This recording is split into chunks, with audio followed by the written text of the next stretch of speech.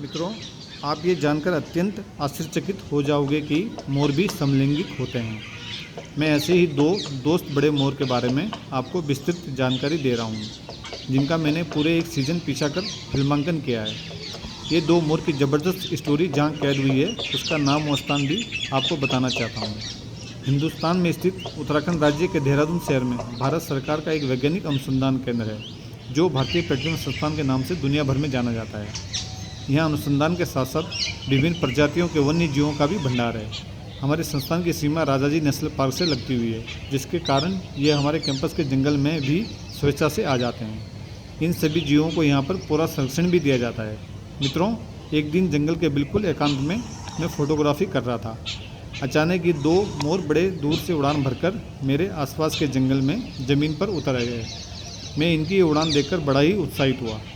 इनके पास जाने की कोशिश की तो ऊंचे ऊंचे पेड़ पर बैठ गए, लेकिन काफ़ी देर तक मैंने इनको वॉच किया कि शायद कोई इनके साथ इसके बिरादरी के और साथी भी ज़रूर होंगे जो आसपास ही होंगे। लेकिन कई घंटे तक मुझे इनके अलावा कोई और मोर या मोरनी नहीं दिखाई दी। एक हफ्ते बाद मुझे जंगल जाने का फिर अवसर मिला तो मैंने इन दोनों को उसी क्षेत्र में पेड़ों पर बैठे हुए देखा।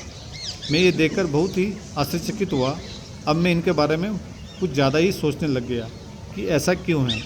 इनके साथ कोई तीसरा होता ही नहीं है, जबकि हमारे कैंपस के जंगल में मोर और मोरनियों की संख्या काफ़ी ज़्यादा है। कुछ दिन बाद मैंने देखा कि कुछ मोरनियाँ इनके साथ आना चाहती है, लेकिन जैसे ही इनके आसपास से गुजरती भी है, वैसे ही ये दोनों उनको भगा देते हैं। अब मैं इनको दाने के सारे अपने कैंपस के सबसे खूबसूरत पार्क में लाने का मन हुआ, जहाँ पर जंगल के सारे जीव पानी पीने और नमक चाटने और दाना चुगने आते हैं।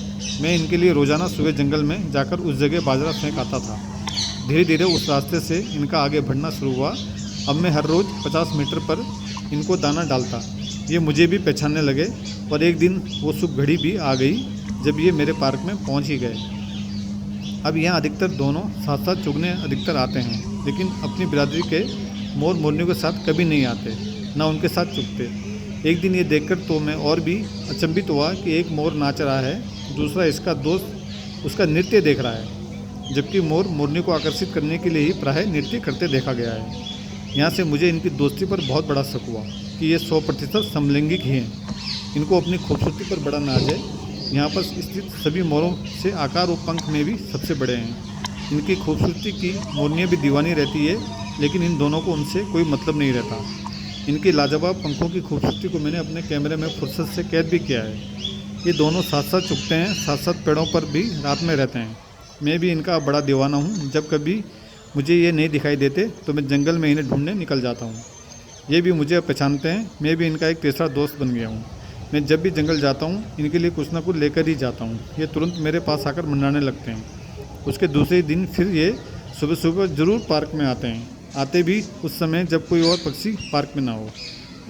इनके आने से पहले सारे पक्षी पार्क से चले जाते हैं। फिर इनके लिए अलग से दाने की व्यवस्था भी करनी पड़ती है।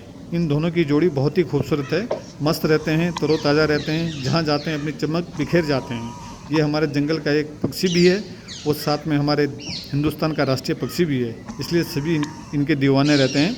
लेकिन मोर भी समलैंगिक होते हैं। मैं इनकी 100% पुष्टि करता हूँ। धन्यवाद।